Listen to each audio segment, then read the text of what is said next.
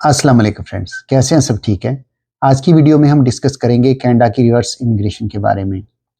Video बहुत ही important है, इसमें हम डिफरेंट फैक्टर्स इसके डिस्कस करेंगे कि आया कि कनाडा में जो रिवर्स इमिग्रेशन का इशू चल रहा है, ये हो भी रहा है, अगर हो रहा है तो इसमें कितनी सच्चाई है और कितनी इसमें मुबालगा आ रही है और इसकी क्या वजूहात हैं, ये तमाम चीज़ें हम इसमें डिटेल में इस वीडियो में डिस्कस करेंगे।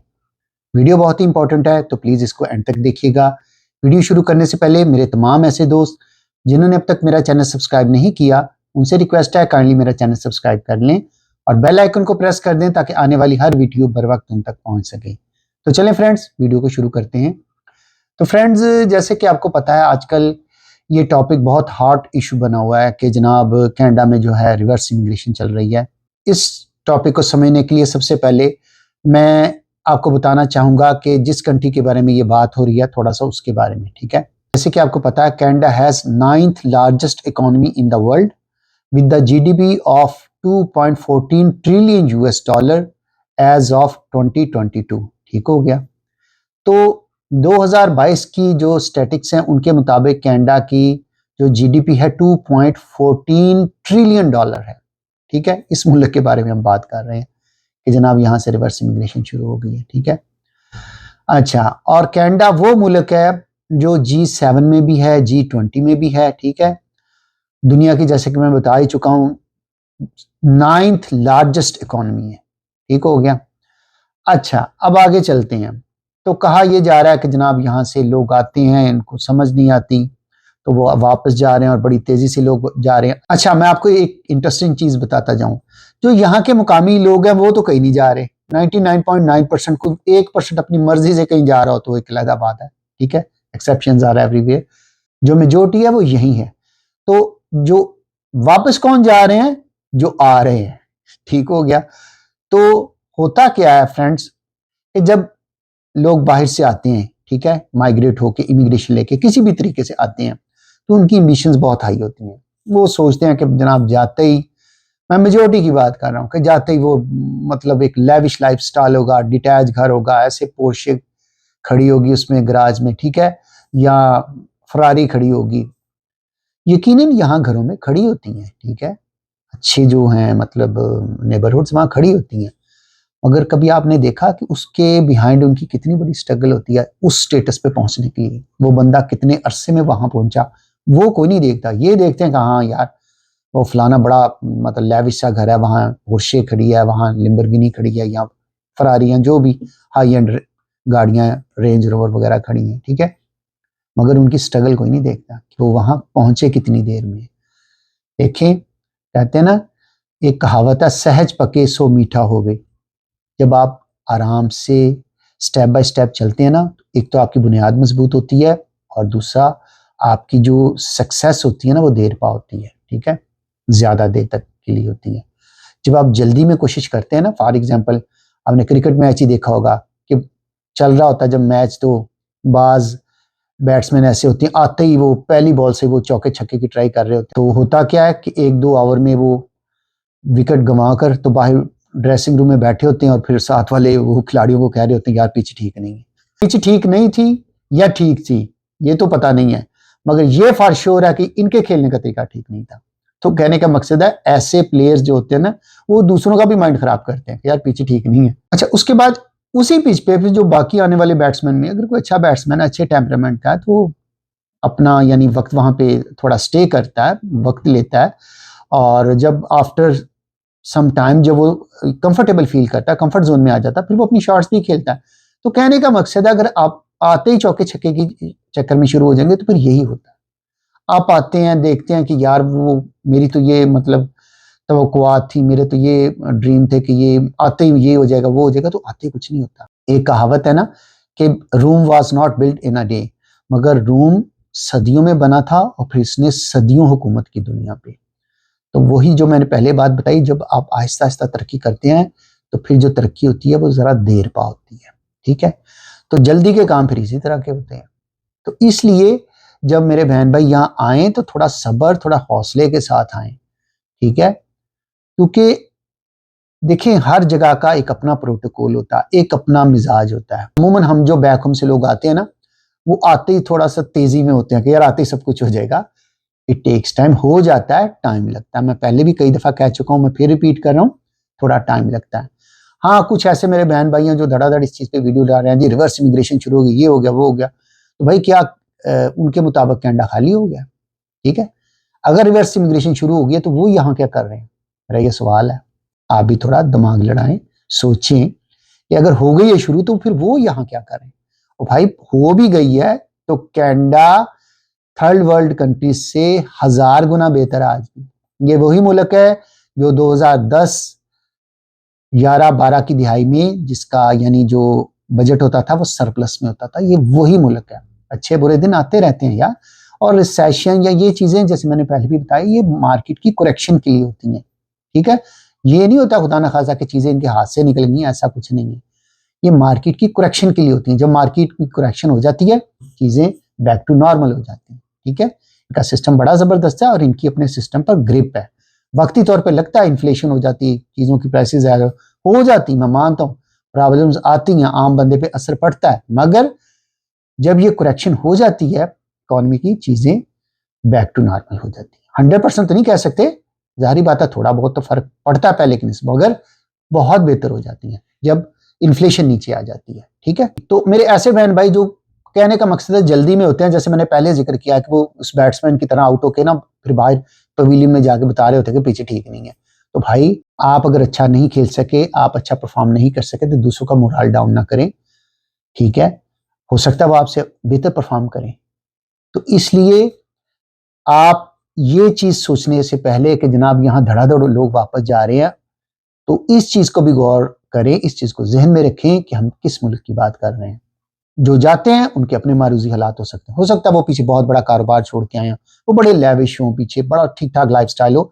जैसे मैंने पहले भी एक वीडियो बनाई थी इस पे कि यार ऐसे लोग तो वैसे विजिट पे आए और फिर होके चले जाएं, उनको मेरा नहीं ख्याल यहाँ या वहां कोई फर्क पड़ता, उनको तो कोई फर्क नहीं। फर्क हाँ उनको पड़ता है जो बेचारे स्ट्रगल कर रहे हैं। ठीक है, मिडिल क्लास फैमिली से हैं, लोअर मिडिल क्लास फैमिली से, उनको फर्क पड़ता है, उनकी जिंदगी यहाँ के चेंज होती है। जो वहां पहले ही याशी कर रहे हैं, 10 बंदे बाहर खड़े होते हैं कि चोर साहब उठेंगे तो उनको प्रोटोकॉल देंगे, तो यहाँ आगे तो चोर साहब को प्रोटोकॉल नहीं ना मिलना, यहाँ तो उन्हें मेहनत करनी पड़नी है। तो इसलिए यकीनन उन्होंने तो कहना यार कनाडा उन्हें समझ नहीं आया, उन्होंने वापस जाना है।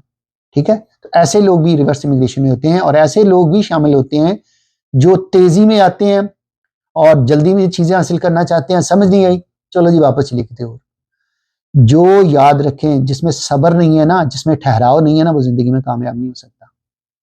आप किसी जगह ठहर जाएं तो एक दिन आपको उसका रिवार्ड जरूर मिलता है, ये नेचर ऑफ लॉ है। ठीक है, आप ठहरेंगे नहीं यार, आप टाइम ही नहीं देंगे किसी जगह पे, तो फिर आप कैसे तवक्को कर सकते हैं वहां कामयाब होंगे? बहुत मुश्किल है। ये बहुत आउट ऑफ 1000 कोई एक बंदा होता है यार, आते ही जैसे मिसाल के तौर पे जैसे किसी की लॉटरी लगी, वो आउट ऑफ 100,000 कोई बंदा होता है यार, लाखों में कोई एक बंदा होता है या मिलियंस में जिसकी लॉटरी लगती है, हर बंदे की नहीं लगती। तो इसी तरह जो फौरी आते कामयाब होने वाली मिसालें होती है ना, ये वो लोग होते हैं जो आउट ऑफ 1000 होते हैं कि यार जो बड़ी किस्मत के धनी होते हैं, आते किसी का जैकपॉट लग गया। ये बहुत कम लोग होते हैं। मोस्टली ऑन एवरेज लोगों की हम बात कर रहा हूँ, उन्हें मेहनत करनी पड़ती है, स्ट्रगल करनी पड़ती है, थोड़ा टाइम स्पेंड करना पड़ता है। हाँ, उसके बाद इंशाल्लाह जाकर वो स्टेबल हो जाते हैं और फिर एक दिन आता है कि उनको अपने इस फैसले पर बड़ा यानी फख्र होता है कि यार मैंने जिंदगी में अच्छा फैसला किया। अच्छा, अब इस बात पे आते हैं कि हाँ कुछ ऐसी परसेंटेज है जो फॉर सम रीजन जा रहे हैं और कुछ जेन्युइन रीजन की वजह से जा रहे हैं, वो भी हम डिस्कस करेंगे। मैं मेजोरिटी की पहले मैंने बात किया कि वो तेजी में आने वाले लोग उसी तेजी से वापस जाते हैं। ठीक है, कुछ ऐसे हजरात है जो वाकई कुछ जेन्युइन रीजंस की वजह से वापस जाते हैं। ठीक है, अब हम वो रीजंस डिस्कस करेंगे जिनकी वजह से ये जो थोड़े से लोग हैं उनको वाकई प्रॉब्लम्स फेस करनी पड़ रही है। अच्छा, उसमें फ्रेंड जैसे कि आपको पता है यकीनन इस वक्त कनाडा में फाइनेंशियल जो सिचुएशन है वो पहले वाली नहीं है, ये तो हकीकत है। ठीक है, मगर कनाडा का मैं इससे पहले तारुफ करा चुका हूं। ठीक है, वो बताने का यही मकसद था कि आप इस बात को उस कॉन्टेक्स्ट में देखें। ठीक है, आप उस तनाजर में देखें कि हम किस बंदे या किस होता है ना कि यार किस बंदे की बात कर रहे हैं, पहले ये देखें फिर अगली बात करें। इसी तरह हम किस कंट्री की बात कर रहे हैं उसके बाद अगली बात पे मतलब आए, ठीक है। इसलिए मैंने थोड़ा सा आपको पहले उसका थोड़ा सा तारुफ करवाया कनाडा के बारे में। अच्छा, अब आते हैं रीजंस की तरफ, जिन रीजंस की वजह से ये जो रिवर्स इमिग्रेशन का जो प्रोसेस है वो स्टार्ट हुआ। अच्छा, वो रीजन ये थी कि यार एक छोटी सी मिसाल है कि आप जब अंडा खाते हैं ना तो रोज खाते हैं। जब आप कहते हैं ना मैंने मुर्गी खानी है तो पूरे एक दिन का ही ना वो होगा आपका जबरदस्त ब्रेकफास्ट कह लें या डिनर कह लें या लंच, उसके बाद अंडे भी बंद और मुर्गी भी खा रहा, ठीक है। हुआ क्या, जब इमिग्रेशन नंबर ऑफ पीपल आ रहे थे एक मतलब एक रीजनेबल उसमें तादाद में, जो एक इनकी मुकर्रर तादाद थी, ठीक है, और स्टूडेंट भी उसी मुताबिक आ रहे थे, तो उससे क्या था कि सिस्टम पर बोझ नहीं था, ठीक है, इंफ्रास्ट्रक्चर पे बोझ नहीं था, इकोनॉमी पे बोझ नहीं था, ठीक है, मतलब हर चीज बड़ी स्मूथली चल रही थी। जब कह लें कि नंबर ऑफ स्टूडेंट्स, इमिग्रेंट्स और रिफ्यूजीज हमारे बहन भाई ये बहुत ज्यादा तादाद में आ गए, क्योंकि अगर तो ग्रेजुअली आते जाते ना, जैसे पहले सिस्टम में आ रहे थे आराम से मर्ज हो रहे थे, जब ये बहुत ज्यादा तादाद में पिछले 2-3 साल में आए हैं ना, उससे सिस्टम पर बहुत ज्यादा लोड पड़ गया। जैसे कि मैंने पहले भी बताया कि पिछले 1-2 साल में पर ईयर 8 लाख से ज्यादा फॉरेन स्टूडेंट्स आए हैं, क्योंकि एक बहुत बड़ी तादाद है, क्योंकि पहले सिर्फ 3.5 से 4 लाख लोग सिर्फ इमिग्रेशन लेकर आते थे। अब सिर्फ 8 लाख से ज्यादा जो हैं वो फॉरेन जो स्टूडेंट हैं इंटरनेशनल, और जो रेगुलर जो 4-5 लाख के करीब इमिग्रेंट्स आ रहे हैं वो अलहदा है, रेफ्यूजी बहन भाई उसके अलावा है। तो आप देखें कि कहाँ 4 लाख बंदा या 3.5 लाख बंदा आ रहा था, ठीक है, कहाँ 1.4-1.5 मिलियन बंदा आ रहा है, 3-4 गुना पड़ गया ना सिस्टम पे बोझ। तो उससे क्या हुआ, हाउसिंग का क्राइसिस आया और उससे जॉब्स मिलनी मुश्किल हो गई, क्योंकि नंबर ऑफ पीपल बढ़ गए, रोटी एक थी खाने वाले बढ़ गए, उससे जॉब्स मुश्किल हो गई, इवन मुकामी लोगों को जॉब्स मिलनी मुश्किल हो गई, ठीक है, क्योंकि एकदम सिस्टम पे बहुत ज्यादा लोड पड़ गया। इंफ्रास्ट्रक्चर क्या प्रॉब्लम आया, इतने ज्यादा लोग एकदम, जो स्पेशली आते भी बिग सिटीज में जो इमिग्रेंट्स, तो उस वजह से बिग सिटीज में यानी लोड बहुत ज्यादा हो गया, ठीक है, ट्रैफिक पे लोड पड़ा, जॉब्स की जो सिचुएशन है वो पहले जैसी नहीं रही, ठीक है, इकॉनमी जारी बात है फिर उससे डिस्टर्ब हुई, हाउसिंग की प्राइसेस जो थी वो शूट अप हुई और हाउसिंग का क्राइसिस आ गया, रेंट्स बहुत ज्यादा बढ़ गए। अच्छा, उससे क्या हुआ कि मुकामी लोगों पर बहुत ज्यादा प्रेशर डेवलप हुआ, उन्हें घर मिलने मुश्किल हो गए, रेंट अफोर्ड करने मुश्किल हो गए, उन्हें जॉब्स मिलनी मुश्किल हो गई। तो इससे फिर बहुत ज्यादा प्रेशर डेवलप हुआ, जिसका फिर आउटकम क्या निकला कि जो फॉरेन स्टूडेंट्स थे, ऐसे फॉरेन स्टूडेंट्स जो स्पेशली प्राइवेट कॉलेजेस के जरिए आ रहे थे एडमिशन लेके, और बड़ी तेजी से धड़ाधड़ हो रहा था ये सिलसिला, उस पर 2 साल का बैन लग गया, ठीक है। उसमें हुआ क्या, जो जेन्युइन स्टूडेंट बेचारे वाकई पढ़ने की गर्ज से आ रहे थे वो बेचारे भी मुतासर हो गए। तो वही मिसाल जो मैंने पहले बताई कि वो अंडों की बजाय मुर्गी ज़िबा कर ली, मुर्गी खा ली, तो फिर वो उसका रिजल्ट यही होना था, 2 साल का बैन लग गया। इसी तरह अगर ये मतलब सिस्टम पे प्रेशर जारी रहा तो हो सकता है कि बाकी भी जो चीज़ें हैं उनमें भी थोड़ी सी मजीद सख्ती देखने में हमें नजर आए, ये ज़हन में रखिएगा। ये इसलिए है कि सिस्टम पर जो प्रेशर दबाव है तो उसको थोड़ा सा रिलीज किया जाए, क्योंकि जैसे मैंने बताया अब घर खरीदना तो बहुत दूर की बात है, अब रेंट मिलना मुश्किल हो गया।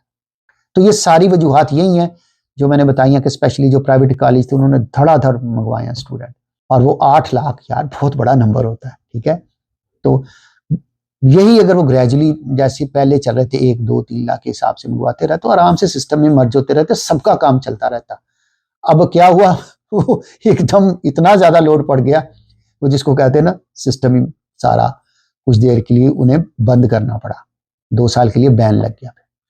अच्छा, दूसरी एक और चीज आपको बताता जाऊं, जो हाउसिंग के प्राइसेस जो बढ़े हैं ना, उसकी इसके अलावा भी एक रीजन है, ग्रीड, ठीक है, रैट रेस, कि एक बंदे के पास एक घर है, उसको क्या जरूरत है 2-3 घर बुक करवाने की, ग्रीड, ज्यादा पैसा बनाऊं मैं, बुक करवाऊंगा, जब पैसे बढ़ेंगे मैं बेचूंगा और बनाऊंगा।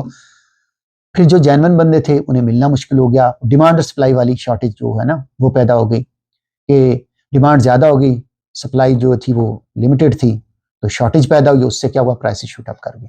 और ऐसे ऐसे भी केस देखने में आए हैं कि एक पिछले दिनों एक न्यूज में आया हुआ था एक ना मतलब कॉलम, कि एक वो कोई फॉरेन ही थी, मैं नाम नहीं लेता किस कम्युनिटी से थी, तो उनकी जनाब 2 प्रॉपर्टीज थी उनके नाम पे, ठीक है, और पता नहीं कितने लाख उनकी सैलरी शो करके वो मॉर्गेज ली गई, और जनाब उन पे 30,000 स्टूडेंट लोन है। लो कर लो घर।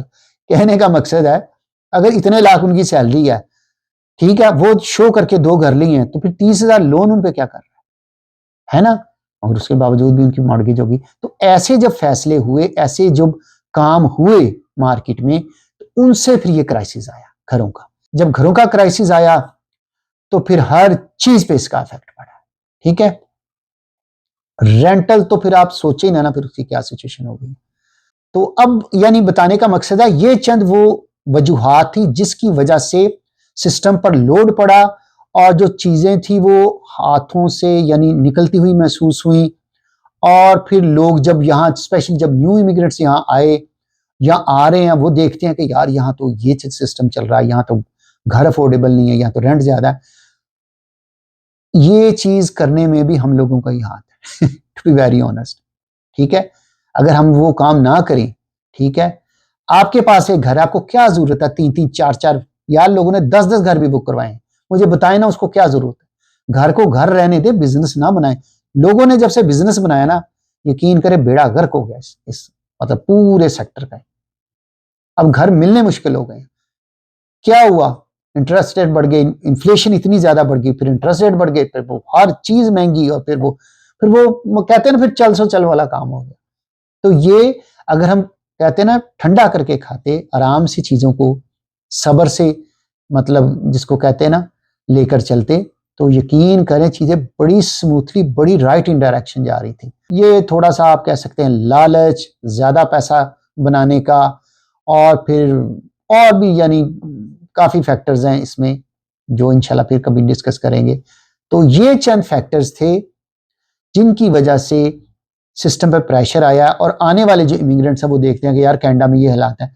यकीनन कनाडा में ये हालात इंशाल्लाह नहीं रहने, ये वक्ती तौर पर हैं। रीजन बता दी जिस वजह से ये पैदा हुए हैं। हाँ, इन पर अब एक्शन लिया जा रहा है, इसकी करेक्शन की जा रही है, और इंशाल्लाह सून यू विल सी के चीजें बैक टू नॉर्मल आएंगी और हर चीज इंशाल्लाह ठीक हो जाएगी। इसलिए एक शेर है ना कि मिल्लत के साथ राबताए इस्तवार रख, पैवस्ता रह शजर से उम्मीद बहार रख।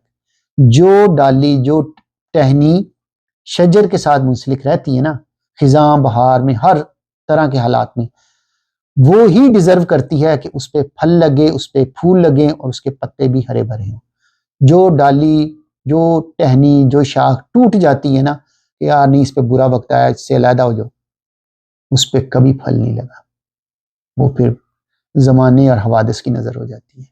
तो बहरहाल आप समझदार हैं, मैंने आज खुल के डिटेल में अपने बहन भाइयों को बताया, ऐसे कोई बुरे हालात नहीं है। अगर इतने ही बुरे हालात हैं तो मुझे आज ये बताएं ना कि हर दूसरा तीसरा बंदा हमारे बैक होम क्यों यहाँ आना चाहता है। सोचे ना, या जो यहाँ मौजूद है काफी अरसे से, मैं नए आने वालों की नहीं बात कर रहा, वो बेचारे हो सकता है फेडअप होके कहीं उस बैट्समैन की तरह यार पीछे ठीक नहीं है तो मैं बात कर रहा हूं पुराने जो लोग हैं, वो क्यों नहीं जाते छोड़ के सारा कुछ। इतने बुरे हालात हैं, उनसे पूछिए ना कभी, क्योंकि मैं तो करता हूँ बात साफ और सीधी, थोड़ी कड़वी होती है, बात सच्ची होती है। उनसे पूछे ना यार छोड़ के क्यों नहीं जाते आप, बुरे हालात है ना, कभी भी नहीं जाएंगे। ठीक है, और जो उधर हमारे जो बैक होम है, उधर एम्बेसियों के बाहर क्यों लाइनें लगी होती, उधर क्यों हर दूसरा तीसरा बंदा बाहर आने वाला, और स्पेशली इधर नॉर्थ अमेरिका में आने के लिए कोशिश कर रहा होता है। उसकी वजह यार ये 1000 गुना बेहतर है वहां के हमारे थर्ड वर्ल्ड जो कंट्रीज हैं, डेवलपिंग कंट्रीज है, उनसे 1000 गुना इनका हेल्थ केयर सिस्टम, इनका ट्रांजिट, इनकी हर तरह का भाई 1000 गुना बेहतर है। यहां आपका कोई हक नहीं मार सकता, कोई आपसे ज्यादती नहीं कर सकता, कोई इस तरह जोर जबरदस्ती से आपकी प्रॉपर्टी पे नहीं कब्जा कर सकता जैसे कि हमारे वहां होता है। तो बहरहाल ये रियलिटी है जो मैं आपको बता रहा हूं। ये ऐसे ही ना लोगों की बात, वो ऐसे धड़ाधड़ अपने व्यूज के चक्कर में जी ये हो गया वो हो गया, अच्छा अगले दिन वही बंदे वीडियो डाल रहे होते हैं, आए जी ने आपको हम वो टिप्स बताते हैं कि कनाडा का वीजा किस तरह आसानी से लिया जाता है। ओ भाई, पहली वीडियो में तुम बता रहे थे कि कनाडा के बहुत बुरे हालात हैं, ठीक है, इधर नहीं आना, रिवर्स इमिग्रेशन शुरू हो गई है, ठीक है, वहां पे ठीक ठाक व्यूज ले। अच्छा अगली वीडियो में कहते हैं कि आए आपको हम बताते हैं कि कनाडा का वीजा आसानी से कैसे लिया जाता है। यार इथों ही समझ लो कि बंदा कितना का सच बोल रहा है। इसलिए प्लीज वो ना करें कि मतलब वो बंदा एक मिसाल बनी ना, को किसी ने किसी को कहा तेरा कान कुत्ता ले गया तो कुत्ते के पीछे दौड़ पड़ा। ओ भाई पहले देखो आपके कान साथ है कि नहीं, वाकई कुत्ता ले गया। तो इसलिए आप प्लीज सुनी सुनाई बातों पे ना जाया करें, थोड़ा सा पेपर वर्क भी किया करें, देखा करें कि यार वाकई अगर इतने बुरे हालात हैं, जो इतने इतने अरसे से वहां बैठे हैं, इतनी इतनी प्रॉपर्टियां बनाई हुई हैं, गाड़ियां, बैंक बैलेंस, बिजनेस, तो लोगों को कह रहे हो जी अच्छे नहीं आना, अच्छे बड़े बुरे। तो भाई फिर सबसे पहले तो आप जाओ ना, आप इतने अरसे से यहां, आप तो समझ गए सिस्टम को। या खुदा का वास्ता लोगों को ना बेवकूफ बनाया। भाई का फर्ज था कि आपको हकीकत बताऊं, ठीक है। मैंने आपके सामने ब्लैक एंड व्हाइट पिक्चर रखी, मैंने रीजंस भी बताई हैं कि हाँ कुछ जो वाकई जेन्युइन रीजन है जिसकी वजह से कुछ लोगों को वाकई प्रॉब्लम्स आ रही हैं, मैंने ये भी माना, मैंने बताया आपको। मगर असल मामला वही है, वो बैट्समैन वाला कि यार पिच ठीक नहीं है। तो लिहाजा फैसला आपने करना कि यार पिच ठीक है या नहीं है, या आप थोड़ा सा स्टे करके तो एक अच्छी इनिंग्स यहाँ पे खेल सकते हैं। तो चले फ्रेंड्स, मैंने कहा थोड़ा सा अपने बहन भाइयों को जरा अपडेट करूं कि घबराना नहीं है, घबराने की ऐसी कोई बात नहीं है, ठीक है। तो चलें दोस्तों, ये थी आज की वीडियो अच्छी लगे तो प्लीज इसको लाइक और शेयर कीजिएगा, दुआ में याद रखिएगा, अपना बहुत सा ख्याल रखिएगा। चले मिलते हैं किसी और वीडियो में। ओके जी, अल्लाह हाफिज।